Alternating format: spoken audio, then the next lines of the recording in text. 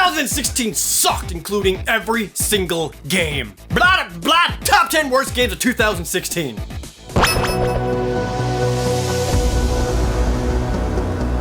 Chalk up another time that Ubisoft paints a preview as being way better than the actual product. The Division came out as a completely lackluster version of the concept that was initially promised. It's not an absolute piece of garbage, no. Rather, it's an aggressively average game in its core. That alone would make it completely forgettable. Yet I cannot forget the amount of aggravation it causes. Terribly stiff controls mar what would be a mediocre experience, hoping that things will improve as you continue to play. It doesn't. It's the same damn thing the whole way through, shooting whatever gun has the highest DPS into whatever bullet sponge of an enemy that shows up in front of you. The Dark Zone was supposed to make this game amazing, a PvP area where getting fat loot can be halted by players going rogue. But there's no point on attacking others. Once you do, you're marked as rogue and everybody on the map can see you, making you a massive consequence-free target. Instead, it's much better for everyone to work together, making it exactly the same as the standard co-op areas, rendering the whole Dark Zone moot. And I'll never forget launch day, where it took me 2.5 hours to finally begin playing, since you have to access an in-game terminal to get started. A terminal that only one player can interact with at a time, in a room filled with hundreds of players. Remember the stories? The literal lines being formed so that people can play the damn game they just bought? How do you not have that kind of foresight? Now, I'll give Division some credit. It has improved considerably since its launch with fixes, patches, and new content. But for me, it's too little too late.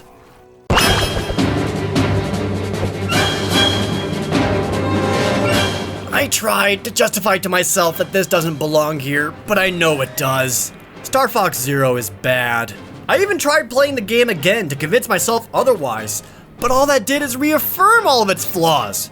It really does come down to the controls. The forced gamepad perspective and awkwardly moving it around to shoot because the TV camera won't let you look forward is one of the dumbest gameplay innovations shoved down our throats. Yes, the controls are something you can get used to. You can also get used to having hypodermic needles being jackhammered into your ass, but that doesn't make it better. Why is it that it's called Star Fox Zero when the plot is a damn remake of Star Fox 64, which we already had a literal remake of? Do you really have that little clue as to what to do with the crew of Fox and friends? And Slippy, at least Star Fox Assault friggin' tried.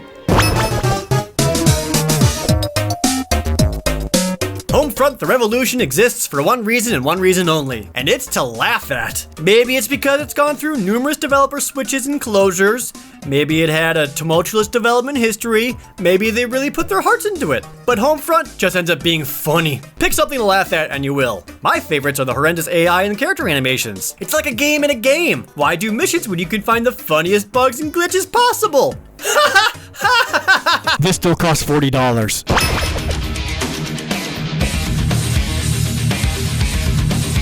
Bombshell looks like a game that should have been released in 2009. That's 7 years ago. The only thing this game has going for it is its main protagonist, Shelly, but it's easy to make her stand out when everything else around her is as generic as it gets. Enemies, environments, explosions, whatever. It's like they had a heroine that they liked and sold the concept to a publisher and then realized, whoops, we need to make a game around her. Even the initial trailer only showed off the character rather than trying to showcase a game for her to be in. Perhaps that's why everything else in this game ends up being so bland. Lazily put together levels like the fire stage and the ice stage, all filled with the same few enemy types that you'll be arduously gunning down from linear corridor to linear corridor. Nothing makes boring gameplay take longer by having execution kills halt everything you're doing to kill one dude in an animation that already takes way too long. Doom you are not, Bombshell. And how dare you?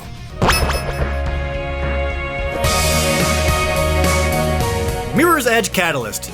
Honestly, not great. Neither was the original, but this one isn't awful either. It was more a by-the-numbers, long-awaited sequel that didn't amaze anyone. That's not really why it's on here though. Did you even know that Mirror's Edge Catalyst came out this year? Pretty sure almost everybody forgot, including EA, who seemed like they didn't even try to market it. It came out to no fanfare, and it was released just before E3, giving it its own death sentence. Nobody's going to think about Mirror's Edge when everybody's focused on whatever new, probably faked trailers coming out around then. So this isn't even really against the game itself. Rather, this goes to EA for botching the release of a widely anticipated sequel to a cult classic. Then again, maybe they knew it wasn't going to live up to expectations and intentionally sabotaged it. And in that case, two wrongs don't make a right, EA.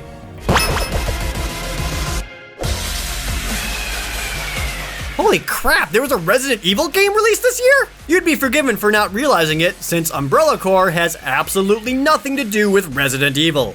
It's a third-person team-based shooter where you go online and fight against other players. And sometimes there are zombies. Never mind that it's a stupid idea and absolutely nobody was playing it, so I couldn't get any footage of me playing against other people. But this is one of the worst controlling shooters I've ever played.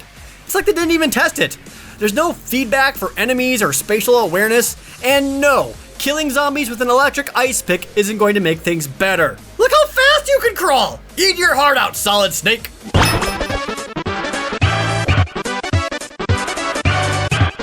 This is what a scatterbrained brawler looks like. Teenage Mutant Ninja Turtles Mutants in Manhattan is a wonky, awful beat-em-up made by, son of a bitch, Platinum? What, did you get your B team to work on this? You know, the same ones that made the Legend of Korra game and Star Fox Zero? One of my favorite things about Ninja Turtle games is sitting down and playing it with my friends as we pick our favorites. Platinum must have known that too, which is why this game does not have local co-op whatsoever. I would find this game forgivable if it was a budget downloadable game. But nope, it got a full release, near full price. Ooh, you know what my other favorite part about the Ninja Turtles is? It's where they carry heavy shit around. And then you see that your computer ally will do it for you while walking through fire that kills you.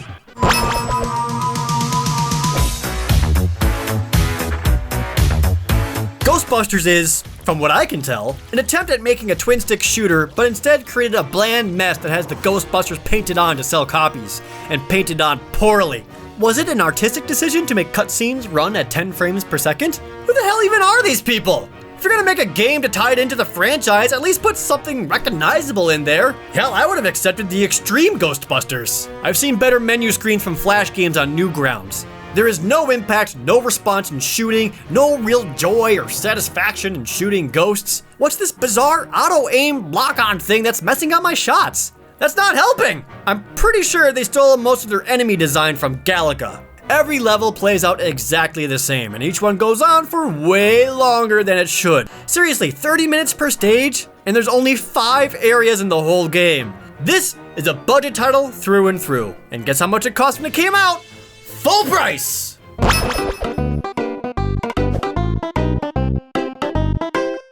No Man's Sky sucks. I was absolutely blown away by it with its reveal trailer. Really, everybody was. But as the years went on and its release date got closer and closer, I grew more and more skeptical every time they showed off or spoke about the game. Bullshit, I said to myself. No way it'll end up like that. Turns out, I was right. No Man's Sky is simply a game that gives you nothing to do. You mine some shit to go to another planet so you can mine some shit to go to another planet. It once teased that you should get to the center of the universe, which results in you getting warped back to the outer rim so you can land on a planet to mine some shit. The amount of misdirection and empty promises leading up to it is what caused the most pain for gamers. We all saw every developer interview where basically nearly every question that was asked was answered with, yeah, that'll be in the game. Instead, we got thousands of upset players. I've never seen a player-based drop-off quite like No Man's Sky. They even tried to fix it with an all-new patch that gives you more things to do. But by then, we were all too scorned and have moved on to way, way better games. Except for this next one.